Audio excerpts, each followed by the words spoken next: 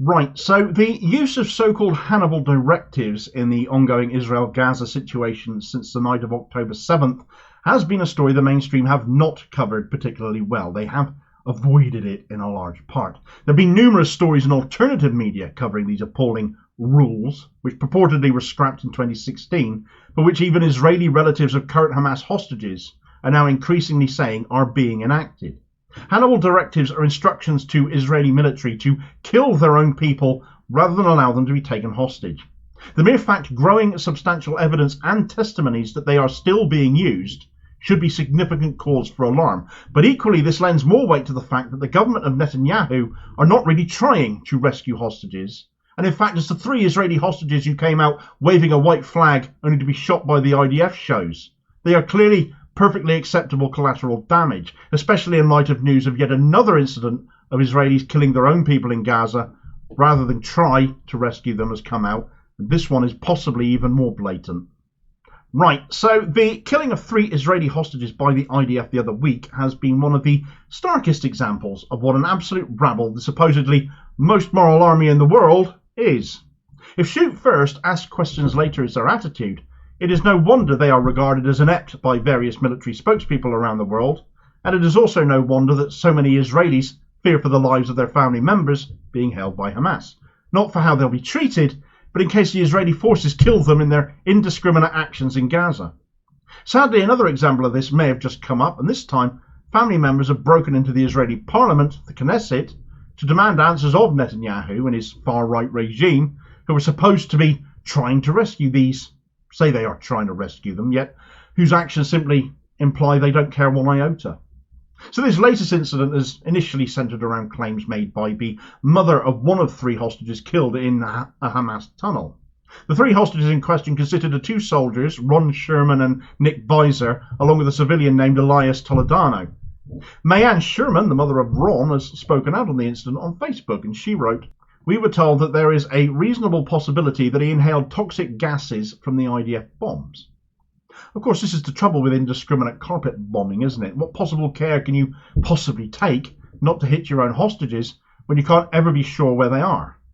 The actions of Israel, both documented on October 7th when they blew up civilian buildings with tanks and cut down people fleeing a music festival with Apache gunships, to shooting their own hostages without bothering to check if they were your own people.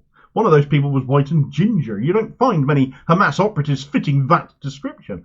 Plus all the reports of Hannibal Directives. Israel are not acting in a way in Gaza that shows any real intent of rescuing their own people. More, they're being used as an excuse to enact the genocide that they are, and should they die, well, we'll just blame Hamas for that as well. Israel's position on these latest 3 deaths, though, are one of claiming not to know what happened. The official IDF statement states, "At this stage, it cannot be denied nor confirmed that they were killed due to strangulation, suffocation, poisoning, or as the result of an IDF attack or Hamas operation." The Israeli army also claimed they didn't know the hostages were there, which does seem plausible, as I've said. When you're just destroying everything, not caring what you hit, be it a Hamas tunnel or a school or a church or a refugee camp, hostages, of course, could be held anywhere. Some are certainly bound to be killed by friendly fire. I hate that phrase, but it's true. Certainly a truer statement than the Israeli one. Mayanne Sherman has called their statement out as well as their denial of knowing where the hostages were in this instance. She claims that Army Major General Rassan Allen told her they knew where her son was. She's prepared to name names. That's not insignificant, is it? Especially when it's her own side she's calling out here. She's called it another lie in the mask of lies, which really does condemn her own government and their military forces. A mother's wrath and all of that, and who can blame her? She's not alone in demanding answers now, though. The 3 victims of alleged Israeli fire died in mid-December, so over a month ago now. Denial isn't just a river in Egypt, and Israel is still proving that, to the point one of Israel's own newspapers has now joined in with Mayanne Sherman in demanding answers over this incident just yesterday. The liberal Israeli paper Haaretz, Netanyahu hates them so much he's threatened to shut them down, but still they hold him to account. And they've now waded in as well, because finally the Israeli state has released to the families of the 3 killed hostages the pathology report and a report on how the bodies were found, but without specifying if the army used poison gas. Following the release of these reports, Mayanne Sherman again took to Facebook, and she said this time, The inquiry's findings: Ron was indeed murdered, not by Hamas, not by stray bullets, and not in an exchange of fire. This was deliberate murder, bombing with poison gas. Oh yes, they found that Ron also had several crushed fingers, apparently due to his desperate attempts to escape the poison grave. There's something about Israel, a Jewish state, as it constantly reminds us that it is, with their history, using poison gas that makes me feel very uncomfortable. I put myself in their shoes and I think to myself, of all the weaponry that could be used, would that be one I would select? And I just hate the thought of it. For Haaretz's part here, they've said, all these questions must be investigated by an outside body, one that will receive all the necessary information from the army and the government and present its conclusions to the public. We cannot wait until after the war ends to carry out this vital investigation. An outside body coming in to investigate potential Israeli crimes when they're still committing genocide, I just can't see them allowing that, can you? You're interrupting our genocide, back off! And now more relatives have decided more proactive action is required to get Netanyahu to realise their family members are Israeli citizens, are people, and not just numbers or bargaining chips. A meeting of the Knesset's Finance Committee got invaded by relatives of hostages yesterday, accusing Netanyahu's government of ignoring their family's plight and holding up placards saying, "You won't sit here while they are dying there." Who can blame them when Netanyahu last week unilaterally binned an agreed upon position with his own cabinet to negotiate with Hamas for another round of hostage releases? He just changed his mind.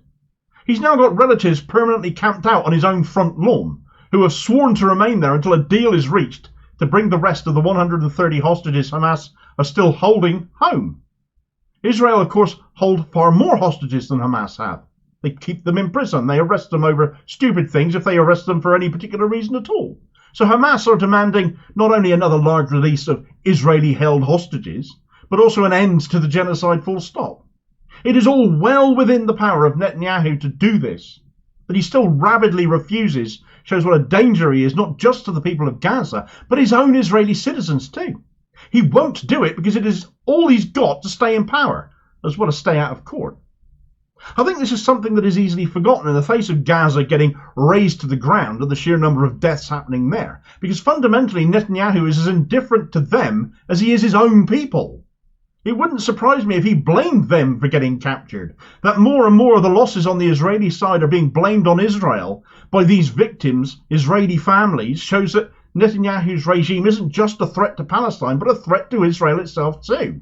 And when Western states are lending their support to Israel, it is actually his regime they are supporting here. The attacks on Yemen, the flights from RAF Akrotiri in Cyprus by US and UK military aircraft, doing goodness knows what, the warships we've sent, the weaponry and military equipment we sell to Israel. Yemen aren't actually wrong to describe us as part of a global terrorist network in all of this, are they? You should watch this video next to find out all about that one, and I'll hopefully catch you on the next vid. Cheers, folks.